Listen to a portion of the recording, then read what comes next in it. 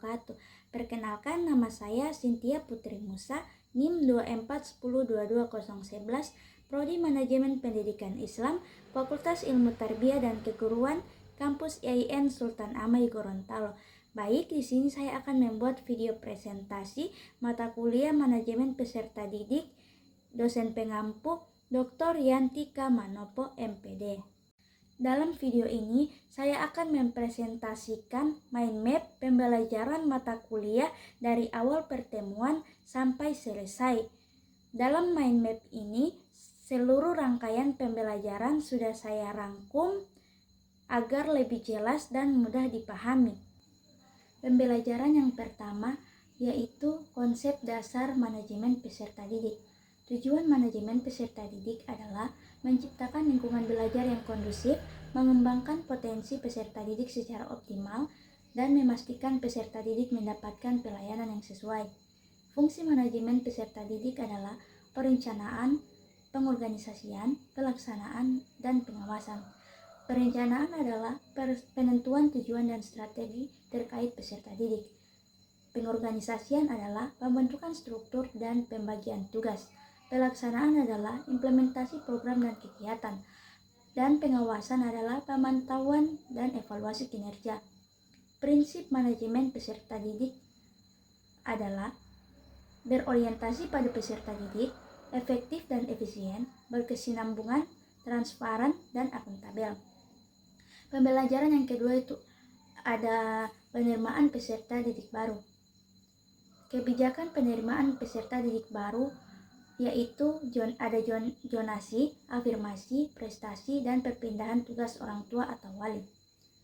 Prosedur pendaftaran pengenalan peserta didik baru, penerimaan peserta didik baru yaitu adalah pengumuman dan sosialisasi, pendaftaran daring atau luring, verifikasi dokumen, seleksi jika ada, pengumuman hasil, dan daftar ulang. Kriteria seleksi penerimaan peserta didik baru adalah yang pertama nilai raport, ujian seleksi jika ada, usia, dan domisili. Pembelajaran yang ketiga ada masa orientasi siswa baru.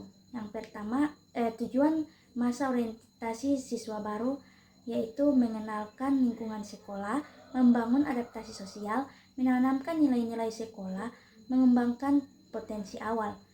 Materi masa pengenalan lingkungan sekolah yaitu yang pertama pengenalan warga sekolah, pengenalan fasilitas sekolah, tata tertib dan budaya sekolah, kegiatan kelompok dan outbound, dan sosialisasi ekstrakurikuler.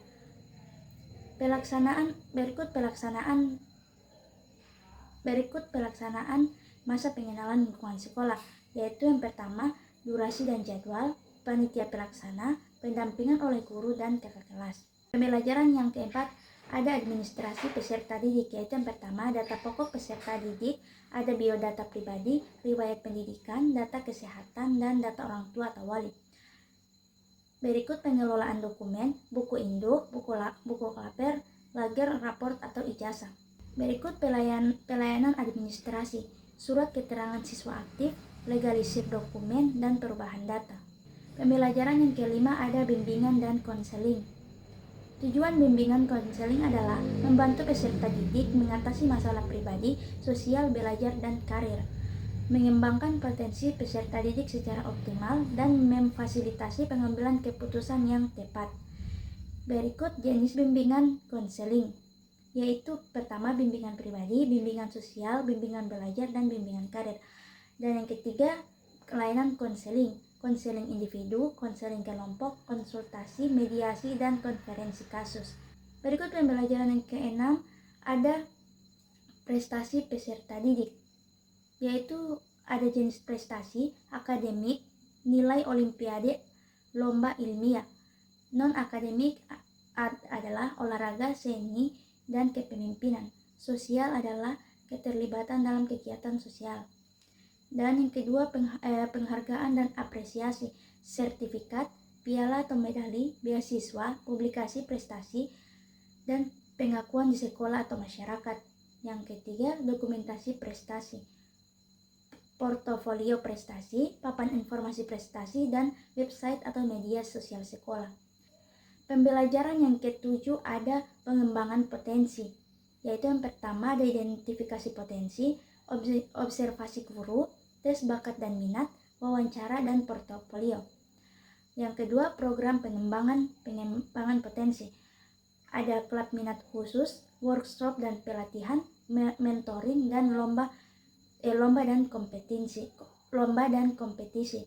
Yang ketiga, fasilitas sarana dan prasarana, penyediaan alat dan bahan, ruang praktik dan akses informasi. Dan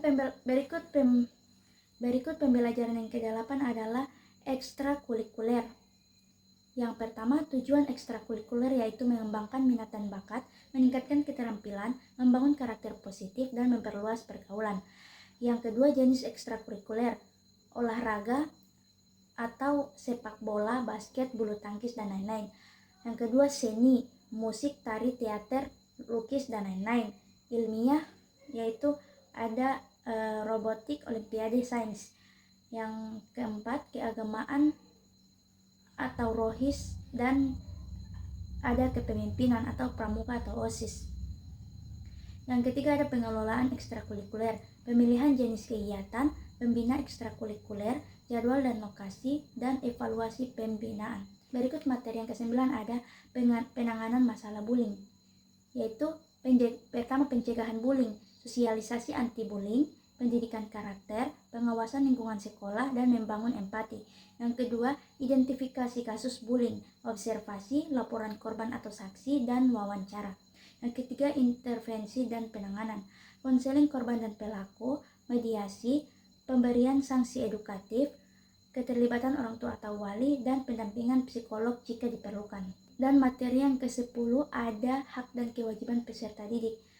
Yang pertama, hak peserta didik yaitu mendapatkan pendirian dan pengajaran, menggunakan fasilitas sekolah, mengikuti kegiatan ekstrakurikuler, mendapatkan bimbingan dan konseling, dan menyampaikan pendapat. Yang kedua, kewajiban peserta didik adalah belajar dengan giat, mentaati peraturan sekolah, menjaga nama baik sekolah, dan menghormati guru dan karyawan, dan menjaga kebersihan lingkungan. Dan materi yang terakhir ada disiplin dan tata tertib, yaitu pertama aturan dan regulasi, peraturan sekolah, tata tertib kelas, kode etik peserta didik. Yang kedua, penegakan disiplin, teguran lisan, peringatan tertulis, pemberian sanksi. Yang ketiga, pembinaan karakter, penanganan nilai-nilai moral, pembiasaan perilaku positif, dan pendekatan persuasif. Baik, itulah hasil presentasi mind map saya. Lebih dan kurangnya saya mohon maaf. Wassalamualaikum warahmatullahi wabarakatuh.